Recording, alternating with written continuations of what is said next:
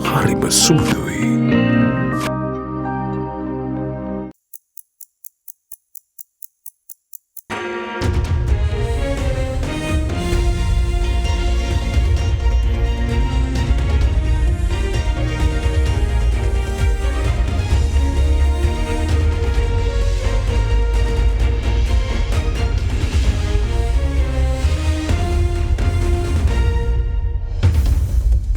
Tonight on First at 9, this Tuesday, the 12th of March 2024. Tax evasion. About 1,000 companies failed to pay tax amounting to a colossal 160 billion rupees, reveals Sri Lanka's tax agency. New energy. Sri Lanka in talks with India to explore new investment possibilities and technology transfer in renewable energy. Parade law update. Cabinet approves draft bill following clearance from the Attorney General to amend the bill that suspends parade execution temporarily. And cabinet decisions. Government of Japan agrees to pay 1.6 billion yen to facilitate northeast communities hard hit by the economic crisis. On the 13th, 14th and 15th of March at the Water's Edge at Slim Dialogue Brand Week. ඔබේ විශ්වාසය දෙනු සෙන්සුරයින් දැන් ළඟමැති ෆාමසියෙන් ලබාගත හැක. From Ada Derana, this is Ada Derana First at 9 with Ndivari Amuata and Mahish Jani. Live from Studio 24 in Colombo. A very good evening, everyone. Welcome to First at 9 on this Tuesday, the 12th of March 2024. Good evening, Indiri. Good evening, Mahesh. Good evening to all of you, whether you're joining us from home or on mobile. This is your premier English news service on Ada Derana 24. Tonight, too, we have a number of stories to report to you, and our reporters have covered from across the world to around Sri Lanka, some of the developments that are happening. But I think international news takes center stage today. Exactly. Whether it's India, Ukraine, or I think you have a few the stories. United States. Apparently, the case against Joe Biden, the current incumbent president, seems to be getting a little bit more traction at the Senate and also in Congress. People are now testifying with regard to the aid that is being given to Ukraine. A lot of people in the United States is questioning why does the United States need to give so much of money to Ukraine, whereas their own country, they're having their own problems. I think that's a legitimate Exactly. argument. Again, Ukraine has knocked out a Russian refinery, a major refinery, and in neighboring India, a controversial Citizenship Act, which is dubbed as an anti-Muslim act, has been announced by India's government, which allows non-Muslim religious minorities from Pakistan, Bangladesh and Afghanistan to seek citizenship in India. Exactly. The whole world is in confusion in the way. So, and here at home, we begin with the top news. Well, the data received by the Department of Inland Revenue reveals that nearly 1,000 companies have a total outstanding tax of over 160 billion rupees. The Deputy Commissioner of the Inland Revenue Department further went on to say that these companies are expected to settle their outstanding within a span of 6 months prior to their bank accounts and property, which could be banned or seized as part of the tax collection mechanism of the agency. He did, however, mention that a substantial portion of the outstanding tax of 163 million rupees incurred in 2022 was recovered over the course of 2023. In the recent past, it has come to light that several businesses have avoided paying the taxes they owe the government. According to an investigation carried out by the Inland Revenue Department, nearly 1,000 companies were identified with more than 160 billion rupees in tax deficit. The department has subsequently informed the debtors that their respective bank accounts and property stand to be seized if they fail to settle the deficits within a span of 6 months. Tax deficits are taxes which have not been settled by an individual or the non-payment of taxes as assessed by the department. Taxes are collected in a variety of ways. If the respective parties fail to settle their taxes, the penalty will include the banning of their respective bank accounts. Taxes can also be charged on a payment made to a third party. Additionally, taxes can be charged in installments subject to conditions if those entities are unable to settle their tax bill at the first instance. One or a few of these methods can be implemented to collect these taxes. Tax deficits can also be collected by filing a lawsuit as well. In 2023, a portion of the total tax deficit was collected. This included a large sum of the outstanding tax of 163 million rupees incurred in 2022. This department will conscientiously continue the tax collection process to ensure full collection. සිය තුල අය කරගත්තා. අය කර ගැනීමේ ක්‍රියාවලිය දිගින් දිගටම දෙපාර්තමේන්තුව සිදු කරමින් පවතිනවා. New Dulux Pentolite Hygiene Plus. Refreshing walls for generations. Well, taking you to other local news tonight, a delegation led by the Secretary to the Ministry of New and Renewable Energy of India, Sri Budpinder Singh Balas, is currently visiting in Sri Lanka on a 3-day official engagement. In an ex-post, Sri Lanka's Minister of Power and Energy, Kanchana Wijesekara, stated that a discussion was held with the Indian delegation this morning where renewable energy cooperation between the two nations was discussed during the meeting. Concurrently, capacity building programs, technology transfer, investment opportunities and policies related to the sector were also taken up for discussion during the meeting with the delegation led by the Secretary to the Ministry of New and Renewable Energy of India. The meeting also saw Indian High Commissioner to Sri Lanka Santosh Jha in attendance.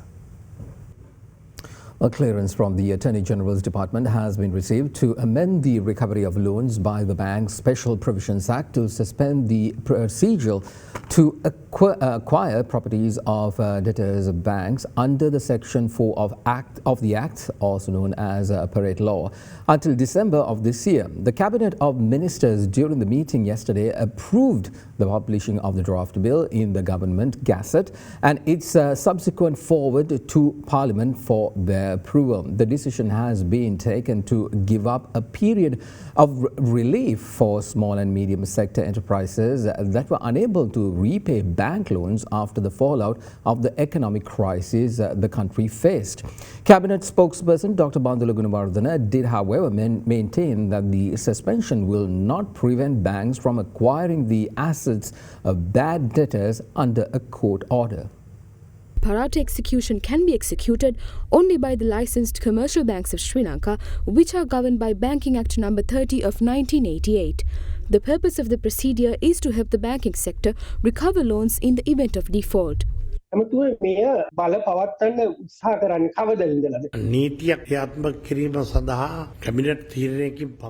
implement a law, a cabinet decision is not sufficient because financial institutions operate under the laws of an act passed by Parliament. Therefore, we are bringing amendments to this act as soon as possible. No one will object. Both the opposition and all government MPs have commented in favour of suspending Parate law temporarily during these difficult times. However, if there are court orders directing the auction of assets for loan recovery, Parliament does not have the power to stop that. The government has taken this decision to minimise the pressure on the SME sector due to the economic crisis of the recent past, not to pass on an undue benefit for large-scale businesses. Because the SME sector on various occasions through the media requested that the government intervene in this matter. As a government, we have to look at both sides, giving priority to the account holders. If the loans were not recovered and the banking system collapsed, then many account holders would face a great issue. On the other hand, we must afford some relief for debtors to repay their loans. To balance those two sides, we have taken this decision.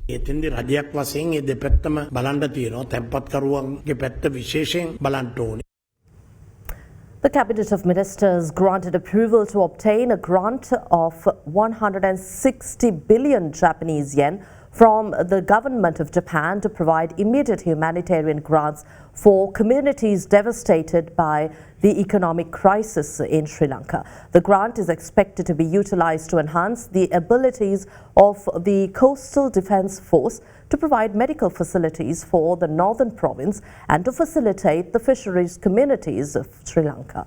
Here are some details on the cabinet decisions taken last evening. The Cabinet of Ministers has granted approval to obtain a grant from the Government of Japan to obtain 1.6 billion Japanese yen amounting to approximately 3.3 billion rupees under the Japanese Economic and Social Development Program to provide relief for communities impacted by the present economic crisis. The grants will be used for the Response and Management Enhancement Project for oil spills of the Sri Lanka Coastal Defence Force, to supply assisting equipment for maternal and infant treatments in the main hospitals of the Northern Province, and to distribute assisting equipment for garment courses in vocational training centres of the Northern Province. The grant is also expected to provide assisting equipment for the security of fishermen in Northern and Eastern provinces as well. In another decision, approval has been given to the Foreign Services Employment Bureau to conduct a series of both globally and locally or global fair district mobile services programs throughout the 25 districts of the country, making available the services rendered by the Ministry of Labour and Foreign Employment. The initiative has been taken with the objective of recreating the country's labour market to cater to global requirements as well as further enhance the living standards of migrant workers while providing opportunities to resolve their issues. Sri Lanka has also approved a proposal to launch a pilot program using Asian Development Bank financing, World Bank financing and local funds, targeting 16,000 beneficiary families in selected divisional secretariats covering all 25 districts to implement a program with the aim of empowering the families benefiting under the Aswasama Social Welfare Scheme economically, socially and mentally over a 3-year period. The approval was given by Cabinet to sign the Memorandum of Understanding between the Sri Lanka Standards Institute and China's Standardization Administration to reduce technical barriers in non-tariff trade between Sri Lanka and China. This transpired after obtaining clearance from the Attorney General's office and the approval of the Ministry of External Affairs. The Cabinet of Ministers approved a proposal by the Minister of Urban Development and Housing to dispose 0.1929 hectares of land belonging to the Urban Development Authority located at the Kirimandala Mawati Narayanpita to NW Reality Private Limited Incorporated by combining 9 Mills Hospital Private Limited and Access International Private Limited on a lease basis for a period of 50 years for a health and related activities development project. The government has decided to establish a Faculty of Medicine at the National School of Business Management under the direct supervision of and regulation of the Education Ministry, Health Ministry and the Sri Lanka Medical Council. For this purpose, NSBM has sought the government's approval to reserve the Homagamba Base Hospital as a suitable government hospital to provide clinical training for medical students. The government has approved 3 solar power projects for implementation in Batticaloa, Mathura and Vaunathiu. One solar power project slated to be built in Oddamavadi, Batticaloa will add 100 megawatts to the national grid once completed and has been commissioned to the Solar Forge Batticaloa company on build, own and operate basis for a 20-year operating period. The second and third solar power projects approved by the government will see the setup of ground-mounted solar photovoltaic power plants in Mathura and Vaunathiu. After evaluating competitive international bids, a decision was made to award the contract for the commissioning of the power plant at the Mathura grid substation to Mahava Solar Private Limited and Haley's Power Limited, while the contract for the installation at Vaunathiu substation has been awarded to Capital City Holdings on build, own and operate basis. The 2 projects expected to add a total of 18 megawatts to the national power grid. The Health Trade Union Alliance launched a protest from 12 noon to 2 p.m. in front of the 17 select hospitals today. Now, the protest was to express objection to delays in providing economic justice to the staff of the health sector. Members also continued to express their objection against the Deputy Director of the Colombo National Hospital, Dr. Rukshan Bellana, who previously criticised the strike action carried out by the health sector trade unions. In the meantime, convener of the Health Trade Union Alliance, Shanaka Dharmavikrama, stated that staff of the health sector will continue to protest if staff members are placed under arrest following the approval given by the Health Ministry to allow police intervention in hospitals. The reason behind this protest is to express objection to delays stemming from the Finance Ministry and the Ministry of Health in approving this allowance. We also express our objection to the Health Ministry for not taking any measures against the unacceptable behaviour of the Deputy Director of the National Hospital. We have submitted both written and verbal complaints. The matter is still pending any investigations as at yet. The Health Ministry has permitted the police to intervene in this matter rather than adopting proper measures. With the police intervention, we have been informed that they are preparing to arrest several staff members. I kindly request that you withdraw these measures if they are underway. We reiterate that we will continuously launch strikes if the police decide to carry out arrests.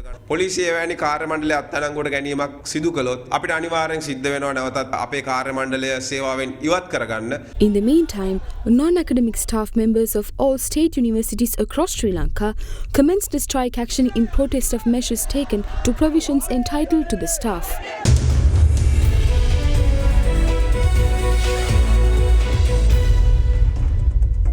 Welcome back. We take you to the Colombo Stock Exchange. Shares ended higher for a 7th consecutive session, aided by gains in financial and industrial staple stocks.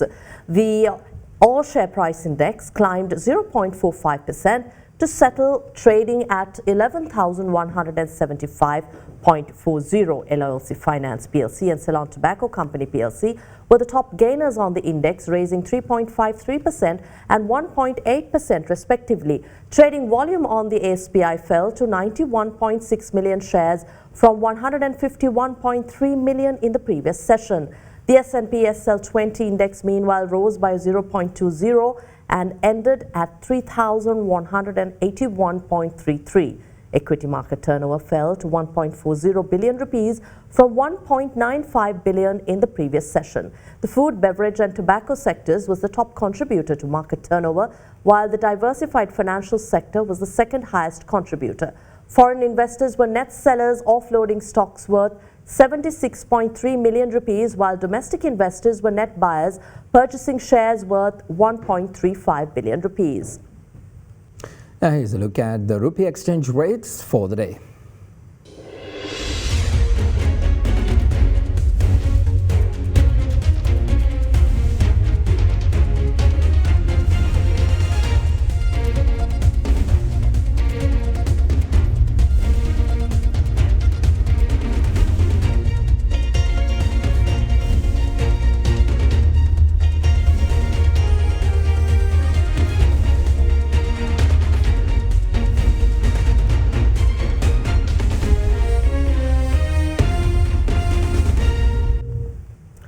Well, President Ranil Wickremesinghe stated that a bill to establish a national council for teachers in a bid to stimulate active teacher participation in decision-making will be presented to the Council of Ministers and Parliament within the span of a month.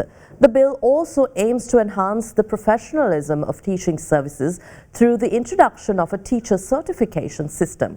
Addressing a gathering in Colombo last night, the head of state revealed that a new law on artificial intelligence will be established, adding that 1 billion rupees have been allocated to fund AI-related research within Sri Lanka. The Cabinet Committee to formulate and implement a National Education Policy Framework, or NEPF, recognizing education's crucial role in contemporary economic transformation, convened at the Presidential Secretariat under the patronage of President Ranil Wickremesinghe. The committee comprises 8 ministers, including Prime Minister Dinesh Gunawardena and Education Minister Dr. Susil Premajayantha. The NEPF outlines short-term and medium-term strategies aimed at transforming the education sector. The committee focused specifically on urgent and critical measures necessary to address immediate challenges within the current education landscape during the meeting. The President's office reported that a bill to establish a National Council for Teachers aimed at fostering active teacher participation in decision-making and enhancing the professionalism of teaching services through the introduction of a teacher certification system will be presented to the Council of Ministers and subsequently to Parliament within a month. The Council aims to elevate the teaching profession to a position of high recognition. Given the significant societal demand for English medium education, it was proposed that the number of schools which offer English medium subjects to be increased to 1,000. The expansion aims to accommodate at least 200,000 students receiving education in English by the year 2025. President Wickremesinghe also instructed the recruitment of 2,500 new teachers to expedite the implementation of this initiative. Given the urgent nature of this task, it was further advised that the system swiftly hires 1,000 qualified retired teachers capable of teaching subjects in English medium on a contract basis for 3 years. Additionally, the directive includes recruiting 1,100 graduates proficient in teaching in English medium through an open competitive examination. The sesquicentennial banquet of Wesley College, Colombo was held at the Shangri-La Hotel last night under the patronage of President Ranil Wickremesinghe. In fact, we are going to promote AI clubs in the schools, and a new law will come on AI and AI agents. And about ₹1 billion in our sense have been set aside this year to fund AI research. Unfortunately, you all are now becoming stuck, squeezed in one side by the government school and other side by the international school. Where do you go? What is your future? We have been discussing this, and I would like to come up with a scheme where the government can also help these schools which have rendered a service to our nation. So we will, in the new reforms that are being carried out, in fact, today afternoon we had a meeting with the Minister of Education. He has some ambitious reforms, but starting with how fast we can get the O-levels and A-levels to run on the due dates and to get over the breakup we had during COVID. There are many other instances, schools promoting English language, and in midst that we certainly will ensure that these schools have a role to play.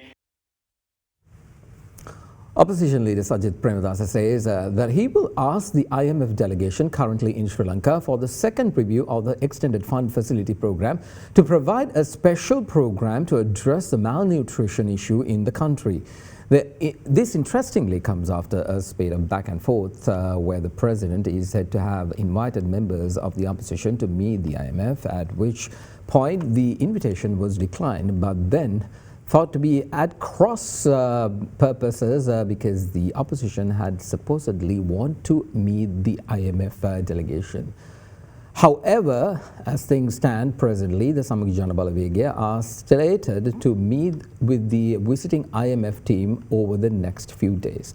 With that, let's take a look at what happened in the political arena today. ඉදිරි දින කිහිපය තුළ අපිත් ජාත්‍යන්තර මූල්‍ය අරමුදලේ නියෝජිත පිරිස් හමු වෙනවා.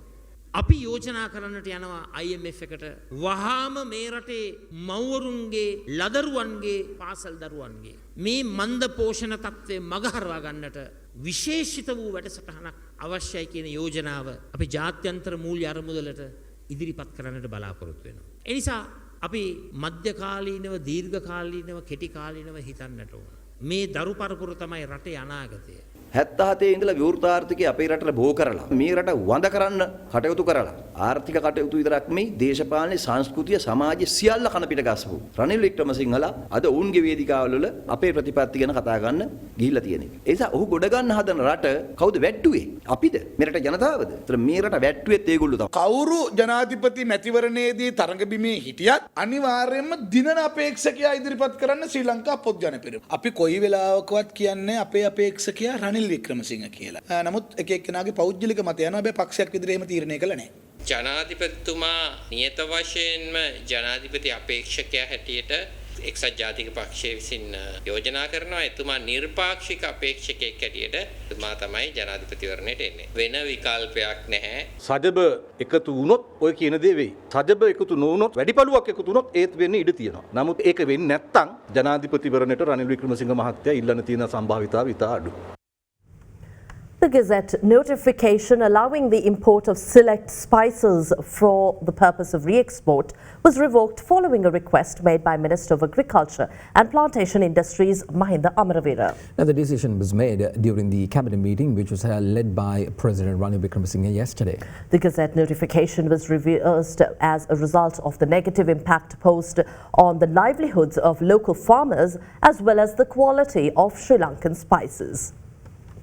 On Sunday, the import of selected spices including pepper, nutmeg, cardamom, ginger, turmeric and cumin was permitted to be re-exported by way of a Gazette notification. The import of these spices was conditionally allowed, subject to the approval of the Controller General of Import and Export along with a local value addition of 35%. However, following this move, local farmers cultivating spices expressed their opposition, claiming that the decision will result in the collapse of local spice production. Taking this into account, the decision to import selected spices for the purpose of re-export has been reversed.